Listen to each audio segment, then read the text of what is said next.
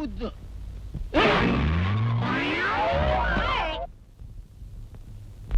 పంక అన్న మాట ప్రకారం నువ్వు నాకు 100 ముద్దులు ఇవ్వాలి.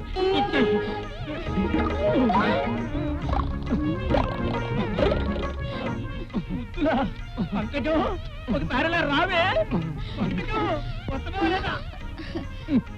మధ్యలో దొరుకులా వీడు ఒకడు నాకు ముద్దులే పంతే వెళ్ళొద్దు. వెళ్ళకపోతే ఇక్కడికే వచ్చేస్తాడు. మా మామ ముందు నీకు ముద్దులు ఇవ్వాలంటే నాకు సిగ్గుగా ఉండదేంటి? అయితే ఇప్పుడు ఏమంటా? రంగా నాకు గుళికిస్తే మా మామ చేత మింగించి గాడిదని చేసేస్తా. ఇక మనకు అడ్డే ఉండదు. అలా అన్నావు, బాగుంది.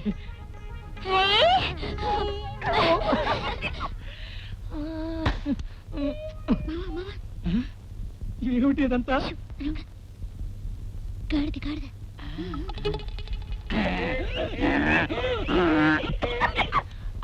గాడిదైపోయాడు. రంగా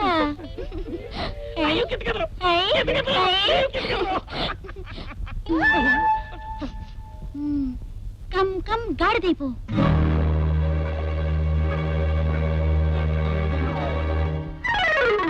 నన్ను గాడిదని చేస్తే నేను ముద్దులలో పెట్టుకొని.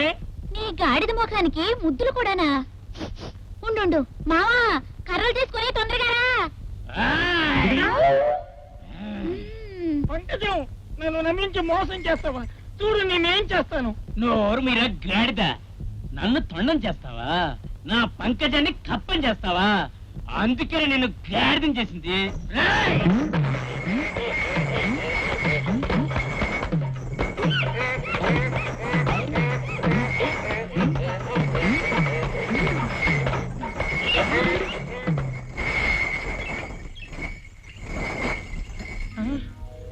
ఇంటికి తాళం వేసిందే. స్వామివారు ఎక్కడికి వెళ్ళారో ఏమో. ఇప్పుడు ఈ గాడిద రూపంతో ఇంటికి ఎలా వెళ్ళను? అమ్మకి నా మోహం ఎలా చూపించను?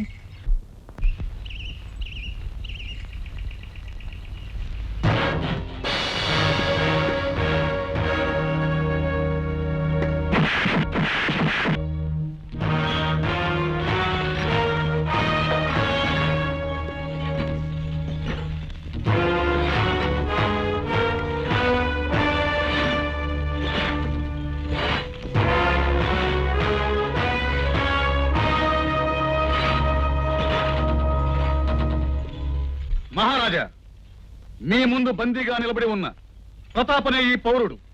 ఇంతకు ముందే మీకు తెలుసు, ఇతడు బందిపోడు దొంగ. ఎవడ్రా దొంగ? ముసుగు వేషంతో ప్రజల్ని దోచుకునే నువ్వురా నిజమైన బందిపోటు దొంగవు. దొంగను దొంగ అంటే ఎవ్వరూ ఒప్పుకోరు మహారాజా. మహారాజా, వాళ్ళ మాటలు నమ్మకండి. వాళ్ళు చెప్పేదంతా అబద్ధం. ఏది అబద్ధం? మీ అనుచరులతో ముసుగు వేషాల్లో వచ్చి ప్రజల్ని దోచుకోవడం అబద్ధమా? మార్గ మధ్యంలో యాత్రికుల్ని కొల్లగొట్టడం అబద్ధమా? పట్టి బంధించబోతే తప్పించుకుని పారిపోవడం అబద్ధమా? అన్ని అబద్ధాలే. ఆ రోజు దోచుకోపోయింది నువ్వు, నా చేత చావు దెబ్బతిని పారిపోయింది నువ్వు.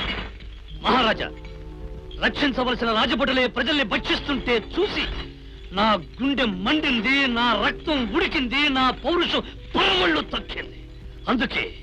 అందుకే ప్రజల్ని కాపాడుకోవడం కోసం నేను కత్తి పట్టాను. చట్టాన్ని చేతుల్లోకి తీసుకుని తమ ఇష్ట ప్రకారం ప్రవర్తించే హక్కు పౌరులకు లేదు. ప్రజల్ని కాపాడటం ప్రభువులుగా మా ధర్మం. ధర్మం?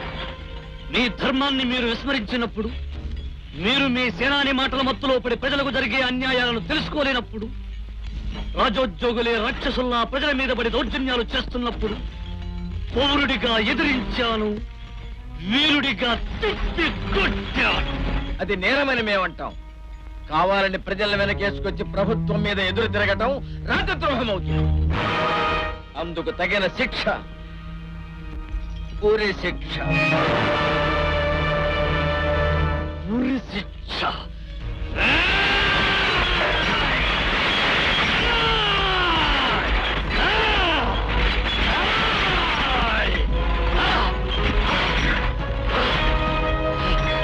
మహారాజా, నిజంగా మీరు ఉరివేస్తున్నది నాకు కాదు, న్యాయానికి, ధర్మానికి.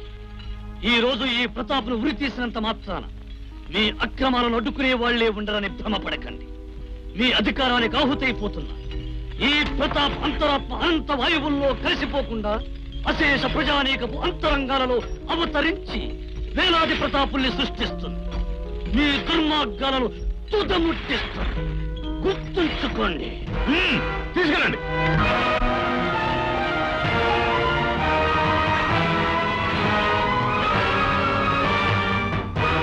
అమ్మా, ప్రతాప్ గారిని ఉడికమ్మని తీసుకెళ్తున్నారు.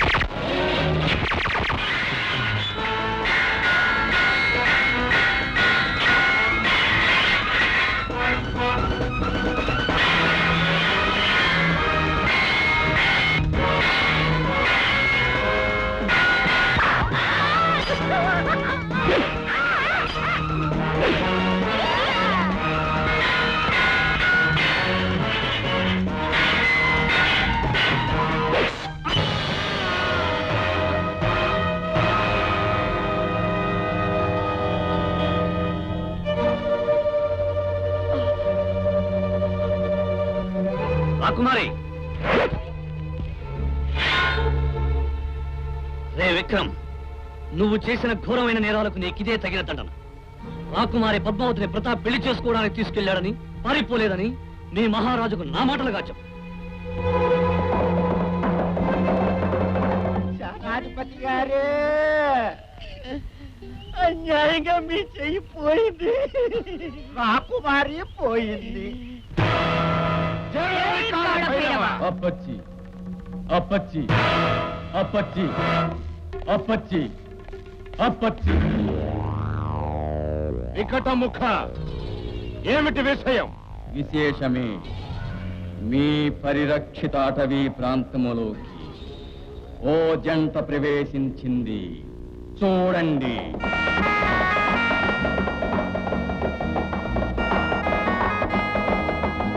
అహో సహోదరి, అందాల యువజంట.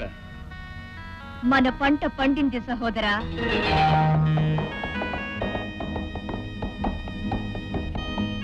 కొంచెం ఆగండి. ఎండ చాలా తీవ్రంగా ఉంది. అయితే ఎండ తగ్గేంత వరకు ఆ చెట్టు నీడ విశ్రాంతి తీసుకుని వెళ్దాం. దిగు.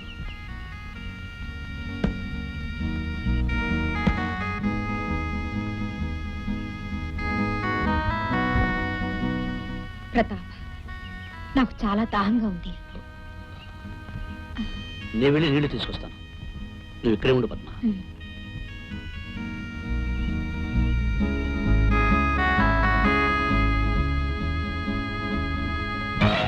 అతగాడు నావాడు. ఆ సుందరాంగి నాది. నీరు కోసం వెళ్ళిన ఆ సుందరాంగునికి ఎక్కడా నీరు దొరకకుండా చేసి నా కొలను దగ్గరకు రప్పించుకొని నేను దక్కించుకుంటాను. నీరు కోసం నిరీక్షించే ఆ నీరజాక్షిని నేను సొంతం చేసుకుంటాను. మా పద్మావతి నిజంగా ప్రతాప్తో చేతులు కలిపిందా? వాడిని చేపట్టడానికి వాడితో వెళ్ళిపోయిందా? అలా వెళ్ళిపోతుంటే మీరంతా ఏం చేస్తున్నారు? చేతగాని దద్దమ్మలు దద్దమ్మలు. మీ చేతకాని తనానికి అక్కయ్య దూరం అయిపోయింది అని మీరు అంటున్నారు, కానీ మేము ఒప్పుకోం. వాడితో వెళ్ళిపోతున్న మన రాజకుమారి గారి చేతిని మన సేనాని గారు గట్టిగా పట్టుకున్నారు. సేనాని గారి చేతిలో రాజకుమారికి ఒకేసారి కనిపించకపోయారు. వాళ్ళతో పాటు మా సేనాధిపతి గారి ఒక చెయ్యి కూడా కనపడకుండా పోయింది. ఇంకా అక్కడే ఉంటే మా మొండి మెత్తలకాయలు కూడా ఎగిరిపోతాయేమోనని. అందుకే కదా మనం పిక్కబలం చూపించాం. మీలాంటి పిరికి బంధాల మొండాల మీద తలనుండే కంటే అవి ఎగిరిపోతేనే చాలా బాగుండేది. చిచ్చే మొండే తలకి. అమ్మా మన సేనాని గారు ఒంటి చేత వీడు.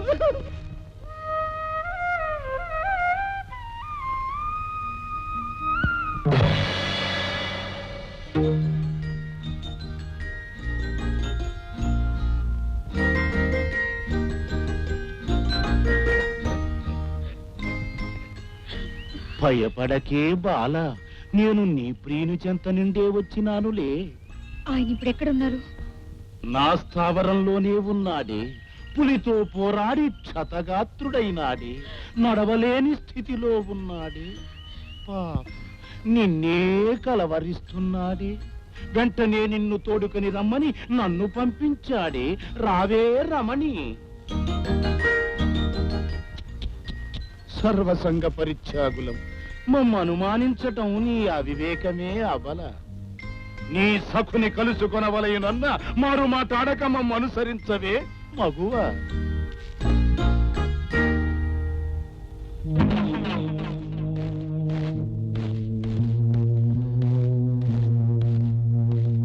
ఎక్కడ నా ప్రియుడు? ఇక్కడే నీ పక్కనే ఉన్నాడే. ఏమిటి మీరంటున్నది? ఇక నుంచి నేనే నీ ప్రియుణ్ణి. అయినా అడవిలో ఒంటరిగా వదిలి వెళ్ళిన వాడి కోసం ఎందుకే ఈ ఆరాటం? వాడు ఇక తిరిగి రాడే. సొగసరివాణ్ణి మగసిరివాణ్ణి ఒద్దికగా వద్దకు చేరినానే. హద్దులు పెట్టక ముద్దులు పెట్టవే. కాదనకే. ఆగక్కడే. ఇక ఆగలేనే సోగకెళ్ళదాన. నీ అందాల సుగంధాలతో నా మేని అనుతాపాన్ని చల్లార్చుకుంటాను.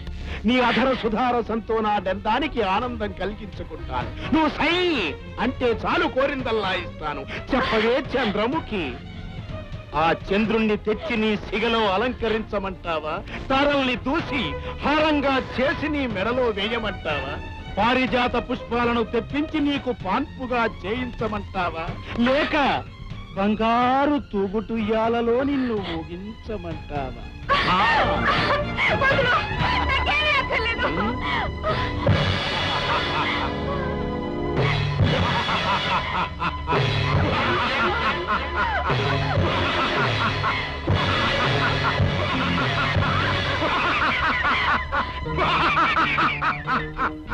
నా ఆజ్ఞ లేకుండా నువ్విక్కడి నుంచి బయటపడటం అసాధ్యం.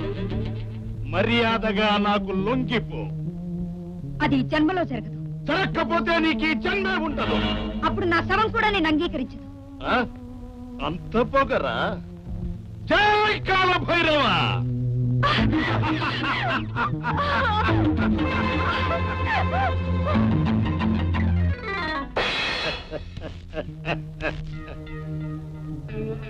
ఇప్పుడేమందువే చిలక?